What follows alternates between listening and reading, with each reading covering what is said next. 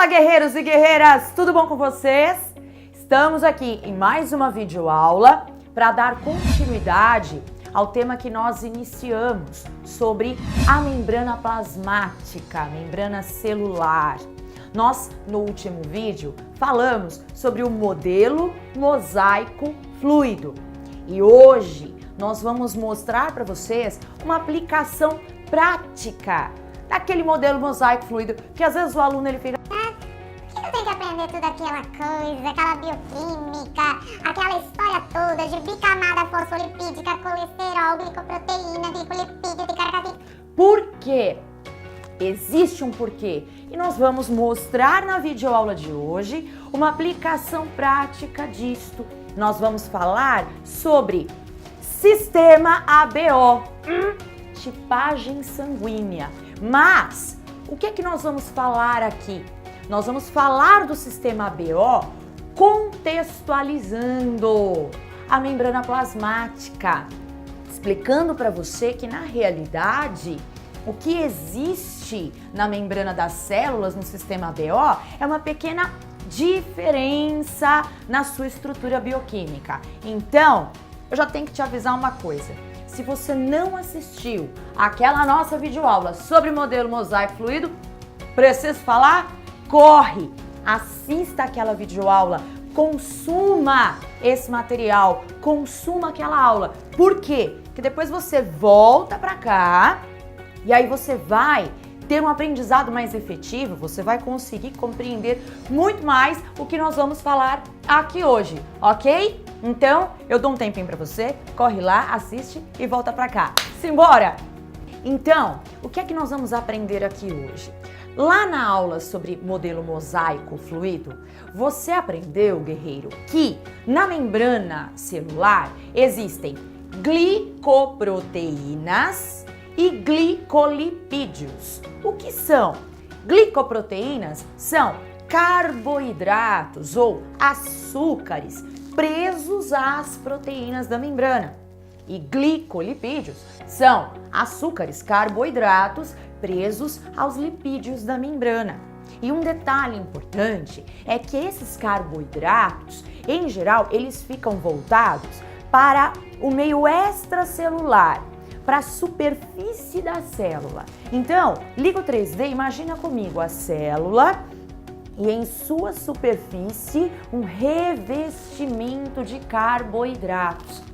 E este revestimento de carboidratos é denominado glicocálice. Portanto, o glicocálice é o conjunto das glicoproteínas e dos glicolipídios e esses carboidratos que ficam voltados para o meio extracelular. Isso é muito importante para nós entendermos o que vamos falar aqui hoje. Por quê? Lígia, mas para que servem esses carboidratos na superfície da célula? Depende da célula. Existem células que esse carboidrato ele tem a função de proteção. Então, algumas células, por exemplo, elas têm um glicocálice como uma estrutura protetora. Protetora do quê? Contra agentes físicos ou químicos que podem agredir a célula. Para outras células, o carboidrato serve para quê? Como um sítio de reconhecimento de micro-organismos. Que coisa horrorosa, mas tem bactéria, tem vírus que reconhecem essas glicoproteínas ou glicolipídios. E hoje eu vou apresentar a função do glicocálice para uma célula muito fofa do nosso sistema circulatório, que é, muito prazer, a hemácia. Bom, já é importante falar, tem uma coisa que é meio chata às vezes na biologia, porque uma mesma estrutura, ela leva 2, 3 nomes diferentes, e é o caso da hemácia. A hemácia também é conhecida como glóbulo vermelho ou como eritrócito. Bom, aí você pode usar o termo que você quiser, porque é 6 por meia dúzia, é o Chico pelo Francisco, é a mesma pessoa, tá entendendo? Mas eu vou falar aqui no vídeo hemácia, ok? Bom, o que acontece com as nossas hemácias? Assim como todas as células, as hemácias também apresentam o seu glicocálice. Ou seja, elas apresentam os seus carboidratos voltados para o meio extracelular. Voltados para o meio extracelular, certo? É que eu fiz assim, ó, e o braço sai, então a gente faz aqui, ó, voltados para o meio extracelular. Bem, e na verdade, são estes carboidratos que diferenciam um tipo sanguíneo do outro. Guerreiro, é importante eu frisar que eu vou falar sobre o sistema ABO. Existe um outro sistema que é o fator RH, que no final do vídeo eu vou comentar, mas aqui eu vou abordar apenas o sistema ABO com vocês, tá legal? Por enquanto, porque a ideia é te fazer entender o que é um tipo sanguíneo A, o que é o tipo sanguíneo B, o que é o AB, o que é o O, porque o que a gente escuta por aí é o seguinte, o tipo sanguíneo A tem a substância A na superfície da hemácia. Que substância é essa? De onde veio? Onde fica? O tipo sanguíneo B tem a substância B. Que substância B? É isso que nós vamos abordar nesse vídeo, tudo bem? Então, é justamente o glicocálice que vai fazer a diferença. Bom, o que acontece? Existem alguns carboidratos específicos, que eu darei o nome aqui para vocês, que estão presentes na superfície das nossas hemácias. Eu já separei as bonitinhas aqui. Então aqui eu tenho uma hemácia que vai representar o grupo sanguíneo do tipo A. Tem outra hemácia aqui para representar o grupo sanguíneo tipo B, o grupo do tipo AB e o grupo sanguíneo do tipo O. E eu já vou abrir um parênteses para ensinar uma coisa para você, se você não sabe, é que esse tipo sanguíneo O, em bancos de sangue, ele não é chamado de O, ele é chamado de tipo 0. E até o final do vídeo você vai entender por quê. Então agora nós vamos conhecer quais são estes carboidratos de membrana, ok? Então nós vamos montar o glicocálice aqui das hemácias. O primeiro carboidrato que eu vou colocar na membrana da hemácia é aqui, representado por este hexágono azulzinho, é um carboidrato conhecido como D-galactose. Vai ter a legenda bonitinha aparecendo aqui, não é mesmo, meu editor? Pra você saber exatamente o nome de cada um deles. Então veja o que eu vou fazer. Eu vou colocar a galactose, que é um pequeno carboidrato, um açúcar simples, na membrana de todas as minhas hemácias. E aqui, nada de novo. Eu tenho galactose em todos os tipos sanguíneos. Um segundo tipo de carboidrato, que também é encontrado na membrana de todas as hemácias, é um carboidrato conhecido como N-acetilglicosamina. Que palavrão é esse? É o nome desses açúcares simples. Consulta um livro de bioquímica que você vai encontrar a estrutura bioquímica desses carboidratos para vocês conhecerem, tá? Então, eu coloco aqui um N-acetilglicosamina ligadinho na galactose. Olha, uma glicosamina para cada hemácia e outra glicosamina bonitinha aqui. Alguma coisa de nova? Não! Por enquanto, açúcares comuns em todos os grupos sanguíneos. Acabaram os carboidratos? Não! Todas as hemácias ainda apresentam na sua cauda de carboidratos mais uma D-galactose. Sim, o açúcar se repete. Veja, eu vou colocar mais uma galactose ligada aqui na N-acetilglicosamina em todos os grupos sanguíneos. Olha lá. Feito! Acabou? Não, tem mais. E o quarto tipo de carboidrato ou de açúcar, que é comum a todas as hemácias, é um carboidrato conhecido como L-fucose, uma fucose. E eu vou colocar essa fucose aqui também, olha, ligada à galactose que eu acabei de colocar. Coloca aqui uma fucose para cada hemácia. Mais uma fucose bonitinha. Muito bem. Veja uma coisa, guerreiro. Agora nós temos aqui, armado, um esqueleto de carboidratos, que eu posso chamar de oligosacarídeos, poucos açúcares, que formam um esqueleto de açúcar comum a todas as hemácias, independente do tipo sanguíneo. Vejam, eu encontro estes carboidratos em todas elas. Até agora, Lígia, eu não entendi qual é a diferença, então, do A para o B, do AB para o O. Presta atenção agora. A diferença em carboidratos está agora no que eu vou mostrar para você. Os indivíduos que apresentam o tipo sanguíneo A, eles têm esse esqueleto de carboidrato, que tem em todas as hemácias. Mas eles apresentam apenas um açúcarzinho, conhecido como N-acetilgalactosamina, tá? Que é um açúcar que apenas os indivíduos pertencentes ao tipo sanguíneo A têm. Então veja, o que é que o indivíduo do grupo A apresenta? O esqueleto de carboidratos comum a todas as hemácias, mas lá na pontinha da tripa de açúcar, ele tem um açúcar que só o tipo sanguíneo A tem. E o indivíduo do tipo sanguíneo B, o que ele tem que o A não tem?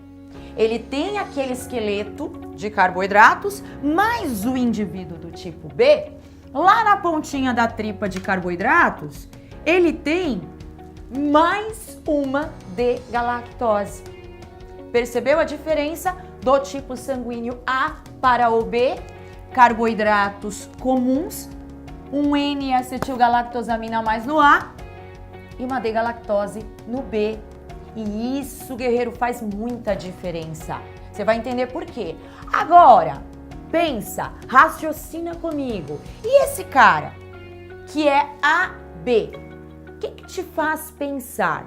Uma coisa que vocês precisam entender é que esses carboidratos que eu estou colocando para vocês, eles estão envoltos em toda a superfície da membrana celular. Eles se repetem, né? Essa tripa de carboidrato. Agora imagina comigo, o AB é um indivíduo que tem os dois tipos de carboidratos. Então esse cara aqui, ele tem tanto um N-acetilgalactosamina, como ele tem um outro esqueleto de carboidratos que eu vou montar aqui rapidinho para vocês, olha. Um outro esqueleto de carboidrato que apresenta o quê? Ó, vamos colocar a fucose aqui, que faltou a fucose aqui no cantinho, ó. Ele tem o mesmo esqueleto de carboidrato, só que ele tem o tipo A e ele tem em sua superfície o tipo B. Percebeu? Agora fica o desafio para você raciocinar. E esse cara, que no começo do vídeo eu falei, ele é do tipo O, mas que nós também o designamos como tipo 0. Sabe o que acontece com ele? Talvez você já tenha ouvido falar. O tipo 0 não tem nada. Não é que ele não tem nada. Ele tem aquele esqueleto de carboidratos que é comum a todas as hemácias, mas ele não tem o açúcar encontrado no tipo A e ele não tem o açúcar encontrado no tipo B. Esses dois açúcares a mais aqui. Ou seja, ele tem apenas o esqueleto comum a todas as células. Por isso o chamamos de tipo 0. Bom, agora nós precisamos pensar o seguinte. Ficou claro para você o que é a substância A, substância B, substância AB, substância O? Espero que tenha ficado. Vamos brincar um pouquinho para você entender então a questão das transfusões de sangue. Então, imagine, Lígia, por que um indivíduo, por exemplo, que é pertencente ao tipo sanguíneo A, não pode doar o seu sangue para esse cara que é do tipo sanguíneo B? Põe a cachola para funcionar. Pensa comigo. Esse cara do tipo A, ele tem aqui uma estrutura de carboidratos que esse cara do B não vai reconhecer. Não vai reconhecer como? O organismo do indivíduo do tipo sanguíneo B não reconhece. O sistema imunológico desse cara que pode receber o sangue desse vai falar, pera um pouquinho, pera, que negócio é esse? Que açúcar é esse que está entrando aqui no meu organismo? Então, o que pode acontecer numa transfusão de sangue com tipos sanguíneos diferentes? Se esse cara doar para o B, sangue, vai acontecer o seguinte: o organismo do indivíduo B vai começar a produzir anticorpos anti-A, anticorpo anti-A. Ou seja, os anticorpos são proteínas, tá? Que são sintetizadas por células de defesa e que vão começar a se ligar na membrana dessa hemácia. Por quê? Porque os anticorpos simplesmente não reconhecem esse açúcar a mais que tem aqui nesse indivíduo, nessa hemácia do tipo sanguíneo A. Deixa eu te contar um segredo aqui, guerreiro. Estes carboidratos na membrana da hemácia, eles são conhecidos como aglutinogênios. O que são esses aglutinogênios? São antígenos ou são moléculas que podem desencadear uma resposta imune no organismo. Então, veja, os carboidratos são os aglutinogênios. E se o meu organismo desenvolver anticorpos contra estes carboidratos, estes anticorpos são conhecidos como aglutininas. Então são termos específicos na hematologia que às vezes gera confusão. Aglutinogênio, aglutinina. É a mesma coisa que dizer antígeno, no caso o carboidrato é o antígeno, e anticorpo, que é a aglutinina. E o inverso, obviamente, também aconteceria, né? Então, se o cara tem um tipo sanguíneo B e esse indivíduo vai doar o seu sangue para o indivíduo A, o que é que vai acontecer? Uma incompatibilidade. E o organismo, do mesmo modo, vai começar a desenvolver aglutininas contra este aglutinogênio estranho, que são os anticorpos anti-B. Um detalhe importante. Imagine agora comigo, esses anticorpos, eles têm geralmente esse formato de letrinha Y, né? Eles têm um corpinho e dois bracinhos, e o que esses anticorpos fazem? Eles se ligam aos seus antígenos. Então, numa transfusão de sangue incompatível, errada, sabe o que vai acontecer com as hemácias? Os anticorpos, eles vão começar a fazer o quê? Gruda numa hemácia aqui, gruda na outra hemácia aqui, e outro anticorpo gruda na outra hemácia e gruda na outra. Essas hemácias, elas começam a se agregar, a formar grumos, porque elas estão grudadas nesses anticorpos, e é isso que nós chamamos de aglutinação de hemácias. Elas começam a se aglutinar, a formar grumos, e vocês vão ver na imagem daqui a pouco que é como se o sangue fosse verdadeiramente talhando. Então, o que acontece? Hoje, nós podemos fazer um teste muito rápido, que é o teste de tipagem sanguínea. Então, a indústria de biotecnologia, ela desenvolveu para nós reagentes que apresentam na sua composição anticorpos produzidos em laboratório, que são os anticorpos conhecidos como anti-A, anti-B, ou seja, anticorpos que vão se ligar a hemácias do tipo A e hemácias do tipo B. Então, o que acontece? Quando você vai fazer a tipagem sanguínea, editor, coloca uma foto aqui para mim. O que é que você está vendo aqui? Você está vendo uma pequena gota de sangue colocada sobre uma lâmina e uma gotinha de um reagente, que pode ser com o anticorpo anti-A ou anti-B, misturado a essa gota de sangue. Você percebe que essa gota de sangue ela está homogênea, está tudo bonitinho, bem distribuído? Então o que acontece? Aí nós vemos um sangue que não aglutinou. Por que não aglutinou? Porque esse indivíduo ele não apresenta hemácias que tenham os carboidratos para se ligar no anticorpo do reagente que foi depositado. Agora, vai embora essa figura, vem outra imagem. Meu editor, coloca essa aqui. Essa daqui é a mesma coisa. Uma gotinha de sangue sobre uma lâmina, uma gota de reagente anti-A ou anti-B foi depositada sobre essa gota de sangue. O que aconteceu? Isso que você está vendo aqui do lado é o que nós falamos, que nós chamamos de aglutinação. Percebe? Não parece que talhou esse sangue? Pois é, por que aconteceu essa aglutinação? Porque os anticorpos se ligaram às hemácias desse jeito que eu falei para vocês assim, ó, e elas foram formando verdadeiros grumos. Então, na tipagem sanguínea com os reagentes, quando aglutina, eu sei que aquele indivíduo apresenta hemácias que se ligam àquele reagente que eu usei. Se eu usei um reagente anti-A e aglutinou, então esse indivíduo, ele tem carboidratos do tipo A. E assim sucessivamente. E vamos caminhando para o encerramento. Outro raciocínio que nós podemos então realizar. Você já deve ter ouvido falar que os indivíduos do tipo sanguíneo O são os conhecidos doadores universais. Por que eles podem doar sangue para indivíduos de outros tipos sanguíneos? É só você olhar para a ilustração. Se esse indivíduo do tipo O doar o seu sangue para esse indivíduo tipo B, tem algum problema? Vamos tirar esse anticorpo daqui. Tem algum problema? Não. Por quê? Os carboidratos encontrados no O também são encontrados nesse indivíduo B, então não vai haver incompatibilidade. O sistema imune no organismo desse cara do tipo B não vai achar nada estranho, porque ele reconhece estes carboidratos. O mesmo acontece se o O doar para o indivíduo do tipo A ou se doar para o indivíduo do tipo AB.